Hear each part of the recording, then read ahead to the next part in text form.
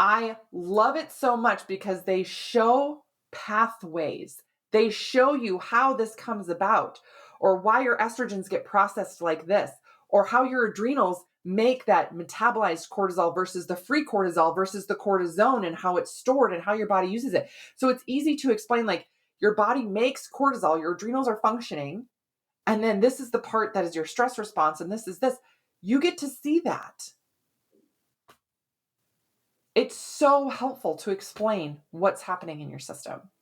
Stop guessing, stop struggling, stop wondering, right? Just because a blood test says that it's normal doesn't mean that you're okay.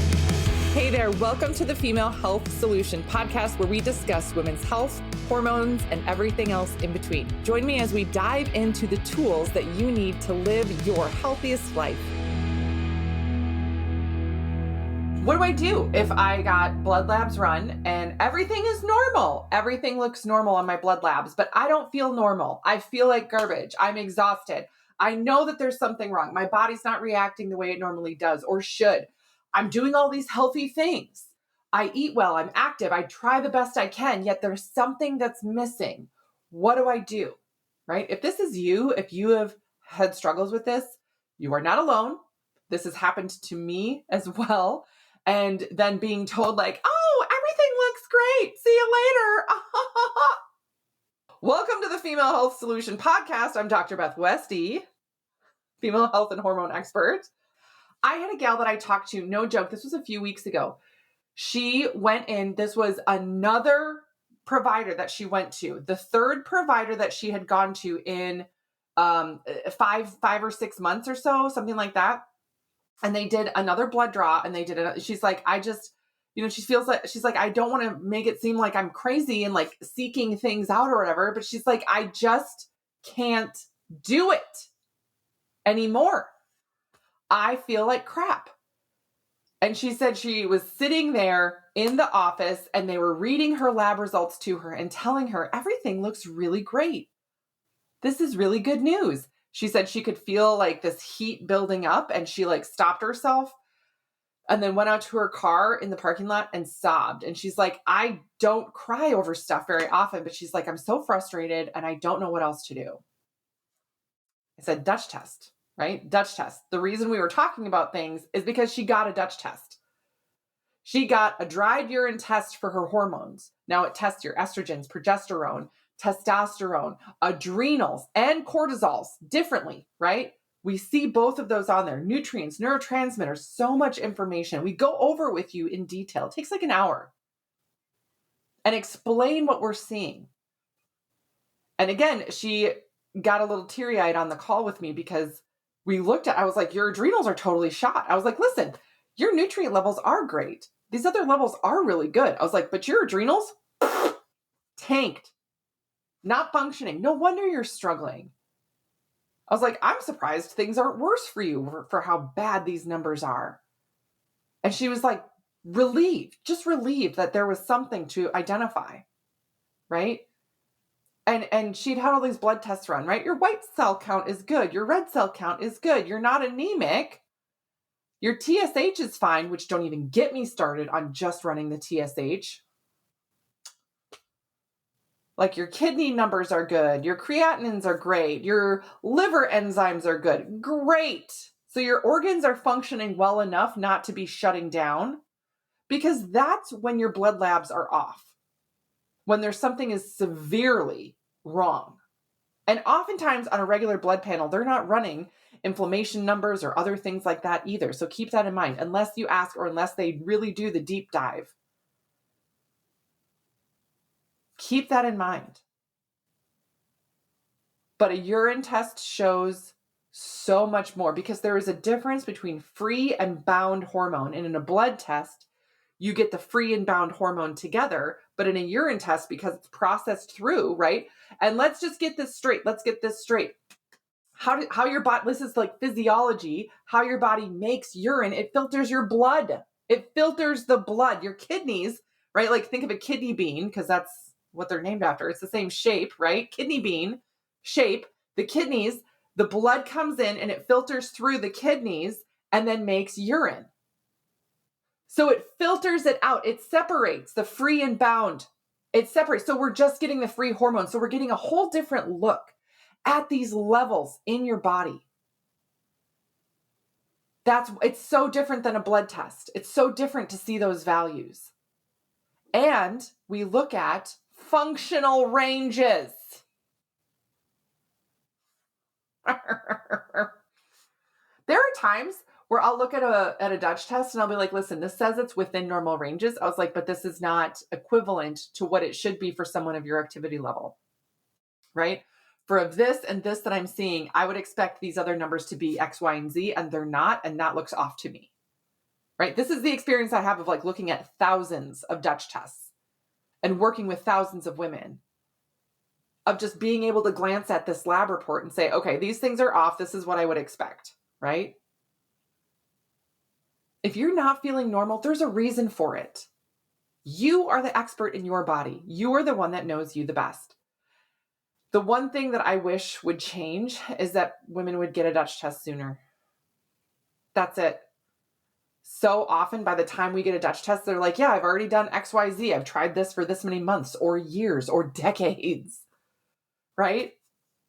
That's one of the number one pieces of feedback that I hear on a Dutch test is, besides like, oh my gosh, this is validating and this explains why I've been feeling what I'm feeling and I'm not crazy. Nope, you're not.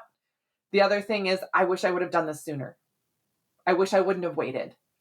I wish I would have taken this previously, right? I had someone, she was like, I actually bought the Dutch test last year and just didn't take it because she's like, maybe I don't need it. Maybe I whatever. Like she was just holding on to it and then finally took it. And she's like, I wish I would have done this last year. I kept thinking this other thing, or I kept hoping this or that, or this other person told me to try these other things and none of it worked.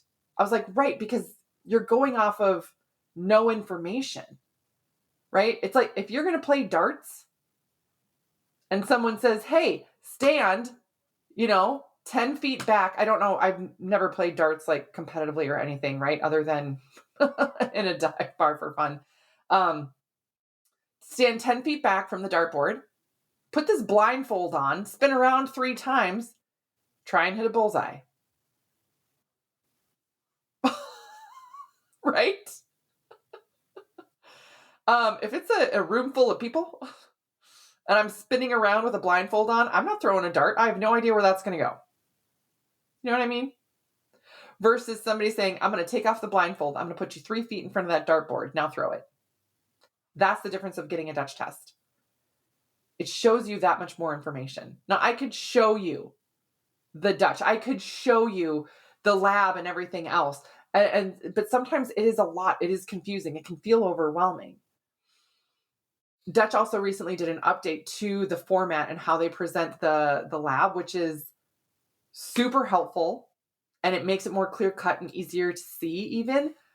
I love it so much because they show pathways. They show you how this comes about, or why your estrogens get processed like this, or how your adrenals make that metabolized cortisol versus the free cortisol versus the cortisone, and how it's stored and how your body uses it. So it's easy to explain, like your body makes cortisol, your adrenals are functioning, and then this is the part that is your stress response, and this is this. You get to see that. It's so helpful to explain what's happening in your system. Stop guessing, stop struggling, stop wondering, right? Just because a blood test says that it's normal doesn't mean that you're okay. I had this happen. So when I was going through mold illness, this was several years ago. This is a side note, side story real quick. I had I had a bunch of blood labs run. And here's what I can tell you. I had like a CBC and a CMP. I had nutrient levels. I had full thyroid panel, and inflammation markers and everything else. I was incredibly sick. I had horrible brain fog. I had a lot of gut issues. I had parasites. I had so many things were off. My inflammatory markers were sky high. My HSCRP, my ESR was elevated. I was low in vitamin D, even though I was taking a vitamin D. My body wasn't absorbing it or using it correctly. And my thyroid antibodies were over 10 times the amount that they should have been. Now, here's the things that were normal. My TSH was normal. My white count, normal. My red count, normal. My hemoglobin, normal.